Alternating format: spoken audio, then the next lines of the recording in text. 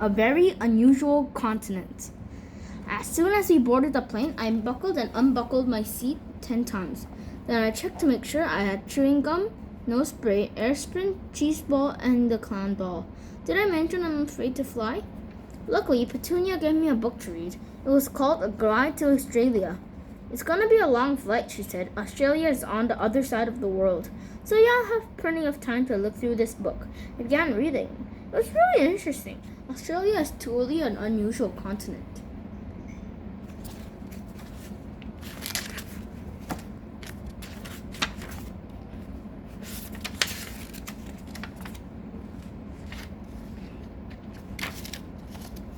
A sight for my sore eyes. After traveling what felt like 10 million hours, we finally landed in Sydney. Okay, it wasn't that long. Still, Sydney was a sight for my sore eyes. It was the biggest city in Australia. I could see the Opera House, a spectacular building with the roof shaped just like the sails on a boat. I calculated the different time zone in Mouse Island. Then I called my little nephew Benjamin. I'm in Australia, I said. Benjamin's excited squeak nearly pierced my eardrum. Ouch! You can do it. Wolfie decided we should hit Bondi Beach first. It was the most famous beach on Sydney. The water was a breathtaking turquoise color and the sand was warm and squishy.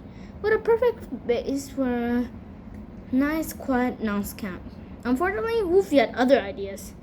He insisted I put a pair of tight, stretchy shorts. He practically clonked me over the head with a surfboard. The next thing I knew, he had me swimming out to the sea. I lay on the surfboard on my tummy, paddling desperately with my paws. The waves were humongous. I was scared out of my fur. Now, catch a wave and ride it, G. It will bring you back to shore, Wolfie shouted. Ride a wave? Was he nuts? I could barely ride a tricycle. Wolfie must have seen the look of sheer terror in my eyes. You can do it, he yelled. Besides, you're better off riding the waves than standing here. Shrek loved these water.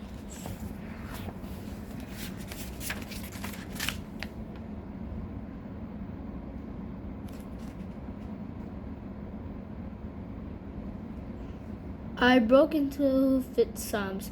Then I sprouted my most enormous wave ever, and this tore me.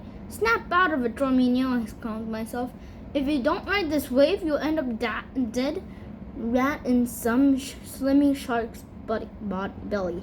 With a burst of strength, I mounted the surfboard and rode the wave. It was so hard to balance. I ended up doing some crazy acrobats, trying not to fall off. When I came to shore, all the rodents at the beach applauded. I couldn't believe it. Geronimo Stilton was a surfing sensation. Goodbye, rodents. We decided to check on another beach. First, we had to get on a plane. Rats! We had to take long bus ride.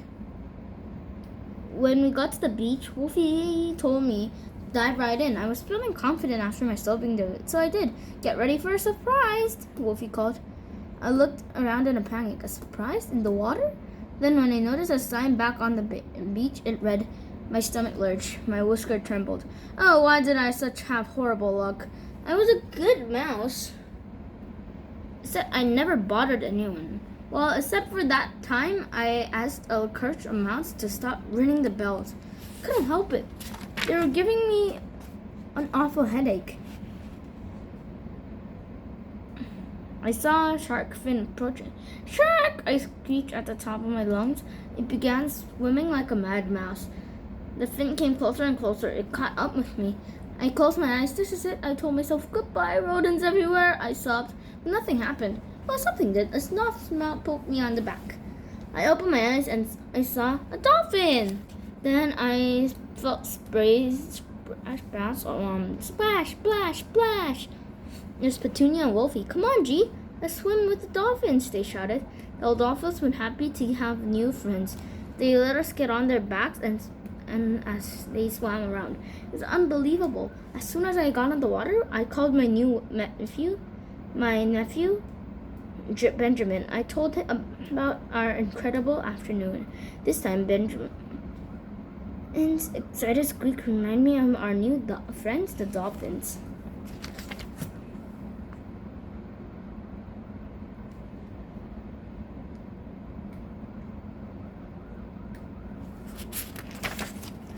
A 600-million-year-old rock. Can you guess what we did next? Yeah, we took another plane. Good thing I thought ahead and packed a few emergency air assistance mags. Oh, how I hate to fly. Finally, we arrived in a plane called Alice Springs. We brought a jeep and took along through the dusty desert. At sunset, we stopped. I was so relieved. Have you ever ridden in a jeep? My toes were sore of all those bumps. I was about to tumble out of the jeep when Petunia squeaked excitedly and grabbed my paw. Red Mountain was on the horizon. I recognized it from the guidebook. It was the red glowing rock. I forgot about my sore tail. I was too excited. We drove to the base of the immersed red mountain in the middle of a desert. What an amazing place!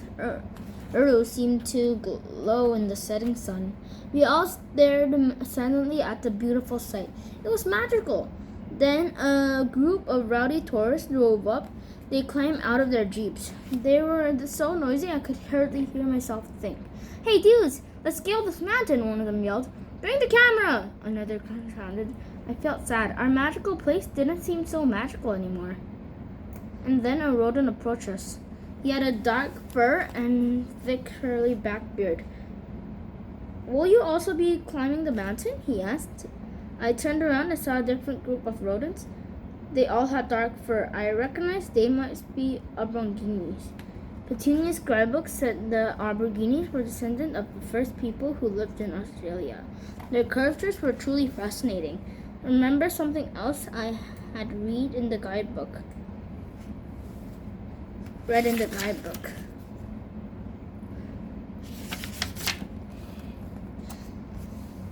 That the Aborigines felt the mountains were scared. I knew that they were not one strangers climbing it. No, sir. We will not go on top of Urlu, I answered. We respect your wishes. Petunia and Wolfie nodded. We don't need to take any photos either, and Petunia added.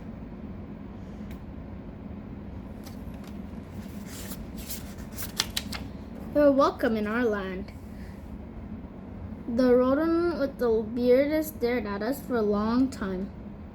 I couldn't read his expression under all that fur. Was he happy? Was he sad? Was he looking for a good place for dinner? I know I was. I was starving. I hadn't eaten anything since the bag of salty crisp chips on the plane. Right then, my tummy rumbled loudly. Now the other Aborigines were staring at me. I was so embarrassed. For a moment, no one said this squeak. Everything burst out laughing. Wolfie slapped me on the back hard. Oh, gee, we can't take you anywhere, he teased. The rodent with the beard grinned. He bowed his head in greeting. You're welcome in our land, foreigners, he said. I introduced myself. My name is Stilton, Geronimo Stilton. I told him I was a publisher of the Rodent Gazette. I was going to add it was the most popular newspaper on Mouse Island, but I hate to brag. Petunia and Wolfie shook the Aborigine's paw. I am Petunia, and this is my brother, Wolfgang Paws. We're doing a research on Australia. Our mission is to protect nature and save the environment in every corner of the world. Petunia said. I sighed. Isn't she the most amazing mouse? Petunia is so passionate about her work. I stared at her dreamily.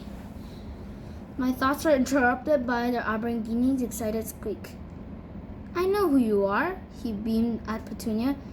Your TV show on protecting nature is famous here. The Aragini said his name was Wangara. He was the chef of the Mongol people. His wife was Wani.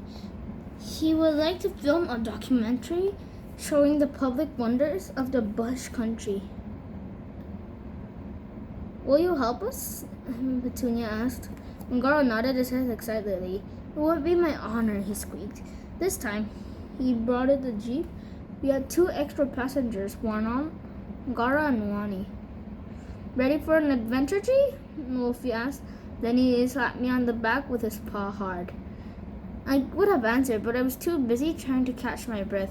He had knocked the wind out of me. This is the end of this video. Bye!